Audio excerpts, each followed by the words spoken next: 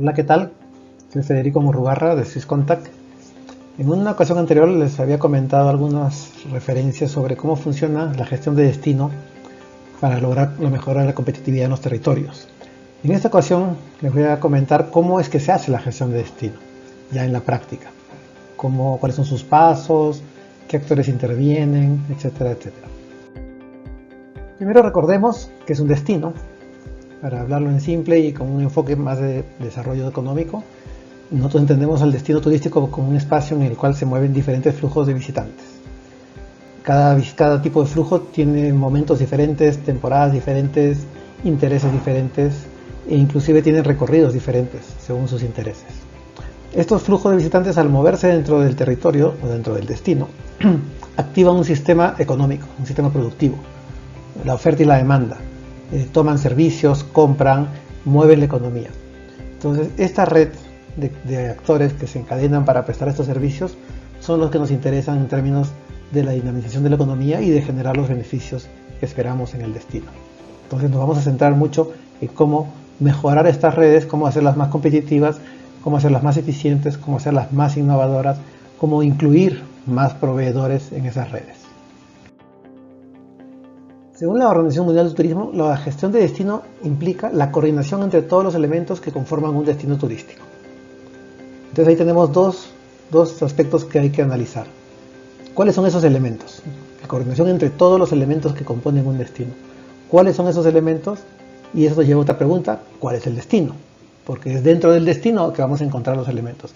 Y eso tiene que ver con un tema de cómo diferenciar el ámbito territorial, una alcaldía, un municipio, un departamento, incluso un país, con efectivamente qué es un destino turístico. No todo el territorio de un departamento, por ejemplo, es un destino turístico. No todo el territorio de un municipio es un destino turístico. Entonces ese es un primer reto, identificarlo, para luego poder proceder a la gestión. Entonces nosotros hemos organizado el proceso en 4 etapas. 3 de carácter de destino, a nivel destino, y la primera de carácter territorial o del ámbito político en el cual hagamos el análisis. Entonces vamos a suponer que la primera es el alcance de un departamento, las otras 3 se enfocan dentro de uno de los destinos que hubieran dentro del departamento. Todos estos procesos son paralelos. Si en un departamento tenemos 2 o 3 o 5 destinos, de cualquiera sea su tamaño y su envergadura, son procesos que deben andar de manera paralela, cada uno a su ritmo, cada uno de acuerdo a sus complejidades, pero en algún momento todos tienen que regresar al nivel territorial y conversar. Son como dedos de una sola mano que no pueden andar separados, tienen que andar liderados desde un alcance territorial, y si esto lo vemos a escala nacional, pues desde un alcance nacional. Entonces esa es la importancia de la gestión de destino. La gestión de destino no puede ir sola. Si bien es una iniciativa local y es impulsada a nivel local, necesita estar articulada a la mano. De otra manera esos dedos por ahí se pueden perder en el camino. Entonces miren el reto es desde la parte superior, desde la parte de nivel nacional o departamental, y luego el reto del trabajo práctico se hace en el territorio, ¿no? Estos 3 últimos elementos, el diagnóstico, la planificación y la implementación, hacen la coordinación para la gestión. Esa es la práctica de la gestión.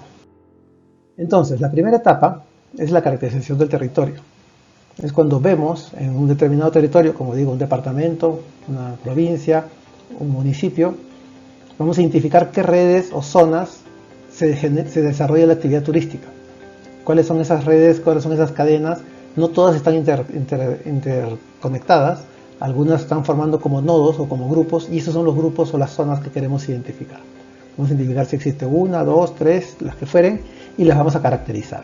Caracterizar nos va a ayudar a primero darles su jerarquía, cuáles son más grandes, más complejas, más antiguas, más jóvenes, incipientes, emergentes, multitemáticas, algunas son muy especializadas en ciertos temas, etcétera, etcétera.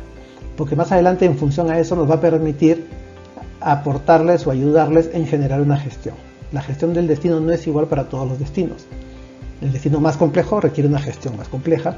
Un destino más sencillo, más emergente, más nuevo, requiere una gestión bastante más sencilla, que no necesariamente por eso deja de ser importante. Cada una de las gestiones va de acuerdo a las necesidades del destino. Identificados estos destinos, el proceso de gestión se centra en uno de ellos. Como dije anteriormente, nos podemos centrar en uno de ellos para cualquier ejemplo, pero en la práctica las entidades territoriales deberían adelantar, facilitar o promover procesos de gestión en cada uno de ellos y conducirlos como quien conduce a un proceso desde el monitoreo, ¿no? Una vez que nos metemos dentro de uno de los destinos y iniciamos el proceso de gestión en la práctica, viene el primer paso, que es el análisis. Como ya tenemos claro cuál es el ámbito del destino, ya no es todo el departamento, ya no es toda la alcaldía, todo el municipio, ya no es todo el territorio, políticamente hablando. Ya hemos identificado dónde se mueven los turistas, ya hemos identificado los puntos clave, ahora vamos a ver el detalle. Entonces, para esto, generalmente se convocan a los actores que hacen parte de esa red. No es, como insisto, no es todo el departamento, no es todo el municipio, es la zona donde se concentra la actividad. Y es donde se concentra la actividad actualmente. Esta es una foto. De ahí hay lugares con mucho potencial, hay lugares donde pueden desarrollarse a futuro el turismo, pero actualmente todavía no se da. Entonces la idea es como tomar una radiografía, una foto lo más real posible del momento actual. En este momento del análisis se hace un análisis de la oferta y de la demanda, pero de lo que se da en ese territorio. La demanda desde el lado de estadísticas, si tuviéramos estadísticas, y si no, usamos una herramienta que se llama análisis de flujo de visitantes, que es, como dice ese gráfico, es seguir o perseguir figurativamente, observar cómo hace ese niño allí, dónde va el turista, qué hace el turista, qué compra, dónde para, dónde duerme, qué visita, en qué día, en qué época del año, etcétera, etcétera. Y qué tipos de turistas. Imaginémonos que ese gráfico nos significa un destino, pues un color puede ser un tipo de turistas, el otro color otro tipo de turistas. Y fíjense cómo cada color tiene zonas visitadas y otras zonas no. Y vamos a encontrar que hay puntos donde se concentran muchos flujos y se forman estos círculos que pueden ser círculos de alta visita, por lo tanto de ahí se pueden generar mayores conflictos. Entonces, una manera muy práctica que complementa la parte estadística de ver esa estadística cómo se está moviendo en el territorio. De otra manera, la estadística solo nos dice un número de visitantes que ingresan a este territorio, pero no nos da ese detalle, esa riqueza de información que nos da este análisis de flujo. Adicionalmente a eso, en esta etapa se recoge cuál es la propuesta de valor de este destino, cuál es el elemento que lo diferencia y que lo hace único y la razón por la cual el turista o esos visitantes están llegando a nuestro destino.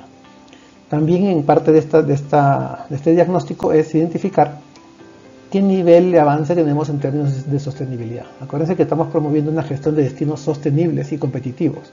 Por lo tanto, necesitamos mejorar la sostenibilidad del turismo, cómo se desempeña la actividad turística en diferentes ambientes, en lo económico, en lo social y en lo ambiental. Entonces, la idea es que en este momento del análisis también tengamos una idea de cuáles son esos avances. Si así sean pocos, tenemos que tenerlos muy claros para poder adelantar pasos en el marco de la gestión. Entonces, esta es la primera etapa. Esta es una etapa como de diagnóstico, pero que termina en un perfil de destino, le llamamos. Es como el resumen del estado actual de ese destino. Terminado esto, con el trabajo siempre de los actores que hacen parte del destino, públicos y privados organizados allí, nos reunimos, analizamos este resultado del diagnóstico, este perfil, y decidimos qué queremos que pase en el destino, qué quieren los actores del destino como futuro. Ellos quieren mejorar, quieren ser más competitivos. ¿Cómo se expresa esa competitividad? ¿En más visitantes? ¿En qué más gasto? ¿En diversificar los visitantes? Etcétera, etcétera. Pero a partir de ello, en diferentes herramientas, se construye una visión y se definen objetivos de corto plazo. ¿Corto plazo por qué? Corto plazo estamos hablando de 2 años. Tampoco tan corto plazo, pero no más, porque más están los planes departamentales y los planes de las entidades públicas, que trabajan más a mediano y largo plazo. Este es un objetivo de corto plazo porque es un poco lo que queremos trabajar en términos comerciales. En términos comerciales es que queremos planificar de aquí al siguiente año, a la siguiente temporada, al siguiente verano, a la siguiente temporada de vacaciones. Y nos enfocamos en generar esos resultados. Entonces, definidos la visión y los objetivos, también se dice en qué tenemos que trabajar. Dependiendo de la visión, dependiendo del destino, habrán componentes pues, de infraestructura, de formación de recursos humanos, de articulación comercial, de promoción, de señalización, etcétera, etcétera, que tengan que trabajarse en este periodo. Habrá necesidades más de largo plazo que eso hacen parte de otros tipos de planes. Este es un plan que tiene que ser muy ágil, muy ejecutivo. Se construye una agenda, el plazo que se ha fijado, quiénes y cuáles son los responsables de hacer ciertas actividades. Cada uno de los actores asume su actividad en función a su competencia. en función a sus capacidades. Nadie hace lo del otro porque pues no tienen esas capacidades ni competencias legales y se echan a trabajar. Luego también se establece un mecanismo de coordinación. ¿Cómo vamos a saber que cada uno de los actores va avanzando, si tiene problemas, si se ha retrasado o está caminando muy bien? Entonces necesitamos definir un mecanismo de coordinación para la gestión. ¿Okay? Vamos a definir reuniones quincenales, mensuales, bimensuales, y ahí tenemos que juntarnos y retroalimentarnos a ver cómo nos va a cada uno de los actores en sus respectivas tareas. Este tipo de mecanismos es importante porque además de intercambiar información sobre cómo vamos, también vemos aprendizajes. Vemos qué problemas tuvo uno, qué problemas tuvo el otro, qué solución tuvo, cómo compartimos esas experiencias. Y también es importante porque en estos espacios donde se juntan todos estos actores que van trabajando de manera paralela, pueden participar los elementos de soporte. Los elementos de soporte son aquellas instituciones que dan soporte a estos actores. Viene el soporte en formación, viene el soporte en financiamiento, viene el soporte en promoción internacional, viene el soporte en tecnologías, etcétera, etcétera. Entonces, estos son espacios donde es muy interesante porque se encuentran todos los actores que están en una dinámica de trabajo y pueden compartir herramientas, soluciones, en fin, cosas que han encontrado cada uno en su camino. Y si hubieran barreras o cuellos de botella, también es el momento de intercambiar soluciones para todos. Una vez hecha la planificación, se pone en práctica. Lo que se planificó en esa agenda de trabajo se echa a andar. Y esto es básicamente la gestión. Aquí empieza la gestión. Es simplemente a ejecutar actividades de una manera coordinada. La gestión siempre va a ser un proceso cíclico. Lo que hagamos en este periodo de planificación no va a ser el mismo del siguiente año o el siguiente bimestre o el siguiente plan. Tiene que ser adaptativo porque todo está en continuo cambio. Los territorios cambian socialmente, cambian económicamente, cambia el tema ambiental, el famoso cambio climático tiene efectos en las condiciones del destino y eso hay que considerarlo en cada planificación. Pero también cambia el mercado, cambian los tipos de visitantes o los flujos, empiezan a llegar nuevos flujos y eso tenemos que incorporarlo en la planificación. Se generan nuevas tendencias de visita, tenemos que saber cuáles son las nuevas expectativas de ese visitante. Hoy con este contexto post-COVID esto va a ser supremamente importante. El turista no va a ser el mismo que había antes. Entonces, ¿qué cambió? De lo que teníamos planificado hace un año, pues tenemos que adaptar esa planificación al nuevo turista, a sus nuevas expectativas, al tema, por ejemplo, de bioseguridad, ¿no?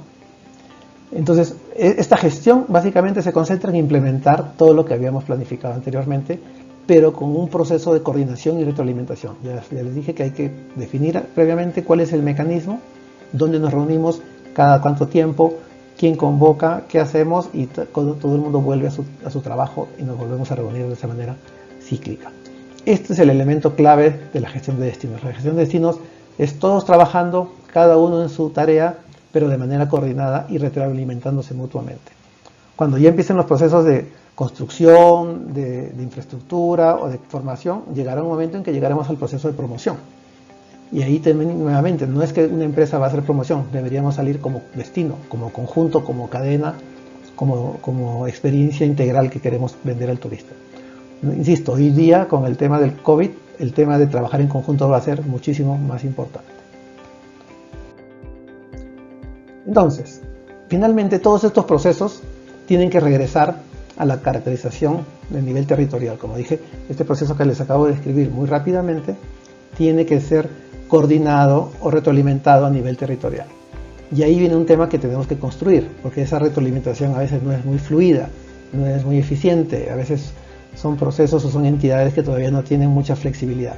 Entonces pudiera suceder que los procesos de gestión de destino, como son más pilas, son más dinámicos, avanzan mucho más y a nivel superior, a nivel territorial, no hay una retroalimentación adecuada.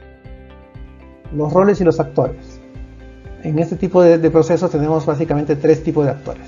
Los directos, los que salen a la cancha, los que hacen la función principal, le decimos, que son básicamente los que prestan el servicio o gestionan un atractivo y reciben a los visitantes.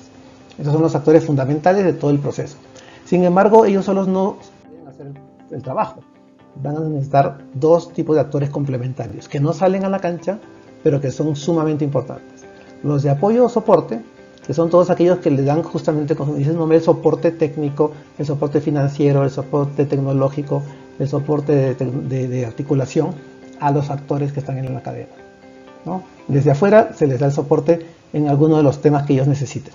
Ese es un elemento bien importante. Ahí está la academia, ahí está la cooperación internacional, Ahí están los elementos financieros, etcétera, etcétera.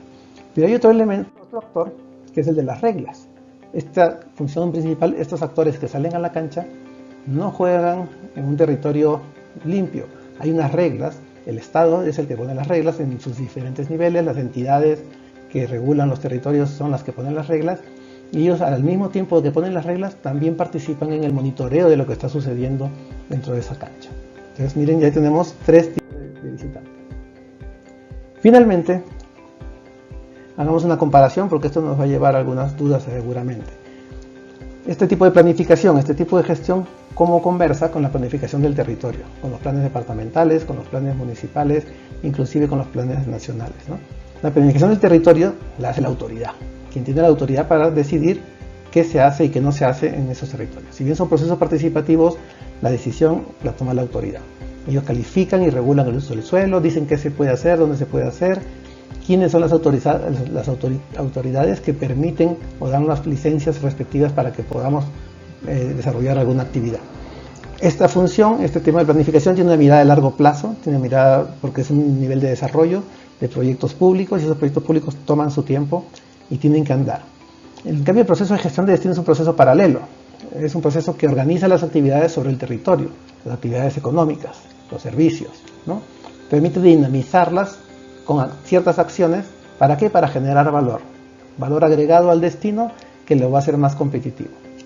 Este tipo de gestión de destino tiene un enfoque de corto plazo o mediano, siempre hemos hablado de 2 años, máximo 3, que son los tiempos en los cuales podemos planificar un proceso de trabajo, un proceso de turismo, un proceso de otras actividades de agricultura, lo que fuere, lo que toma los tiempos desde la producción hasta la venta. Por ejemplo, diseñar y lanzar un destino o un producto nos puede tomar entre 2 años a 3 años ponerlo en el mercado. Más largo de eso es un proceso de desarrollo que tiene otras características. Entonces es importante tener esta claridad y para terminar la gráfica de abajo, equivale a que la planificación del territorio y la normatividad que tienen las autoridades es como las reglas de la cancha, y la gestión de destino es como los actores que salen a vender se mueven dentro de esas reglas. Y esa es un poco la innovación y la competitividad que queremos buscar. Como actores de un sistema económico y respetando las reglas que nos pone el Estado, nos movemos más dinámicamente, más innovadoramente para poder tener una mayor competitividad. Muchas gracias por su atención.